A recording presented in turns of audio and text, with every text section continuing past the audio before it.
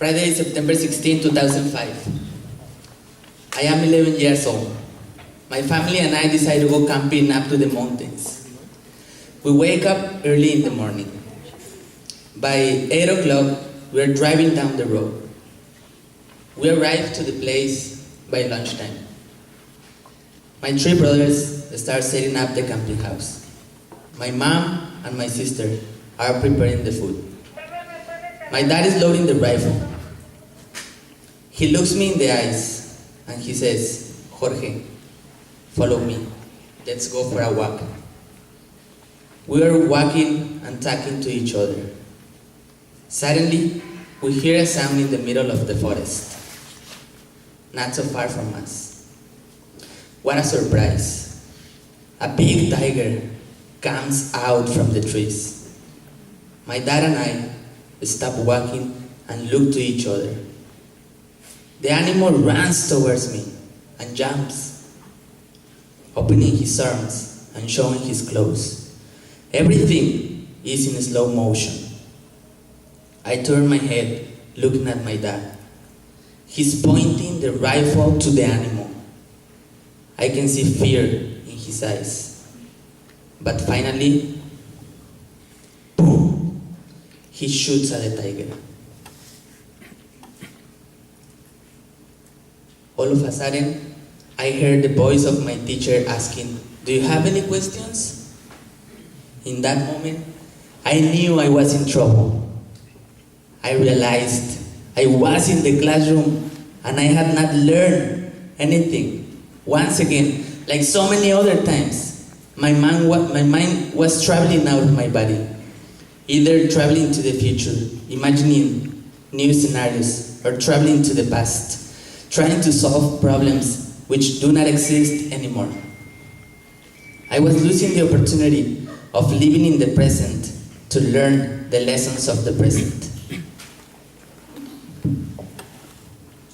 When I was young, my grandfather came to live with us. He was sick and dying of cancer. This is a man who liked to travel all around the world. He wanted to understand the different traditions and cultures that we have as humanity. I remember a story that he told me. A traveler visited a cemetery and looked at the gravestones. He was surprised to see that all the people who died seemed to live only a few years. Later on, he realized that people buried in the cemetery were not kids. They were adults. This town had a tradition, and it is based on giving a book and a pencil to every kid who turned 10 years old. And for the rest of their life, whenever they feel happy, they would write the moment on the notebook and the time that it lasted. When people die, their relatives would open the notebook and summarize all the minutes they were happy, and the result is what they put on the epitaph. People in this town knew we need to live in the present to learn the lessons of the present. I remember this story when I read the play Waiting for Godot last quarter in my English 4 class here at Escuela Popular. This play really touched my heart. This play shows to the readers the absurdism of the life. The whole play, the main characters are Vladimir and Estragon. These two persons spent the whole play waiting for Godot, someone who never came. And that is all the story about. It makes me reflect on how we waste our time planning the future, and when future arrives, destiny changed the game, showing itself as the biggest dictator of life. Life becomes absurd because all we did in the past worth nothing in the future. This is why it is important to forgive the past, focus on the present, and forgo the future.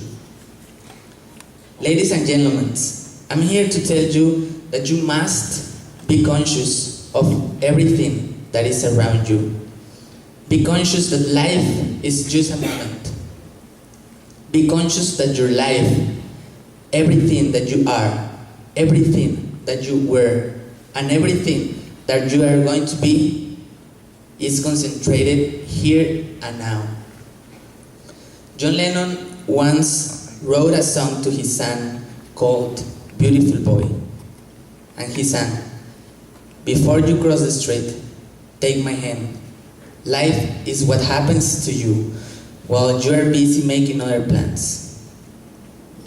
Life is what happens to us while we are making other plans.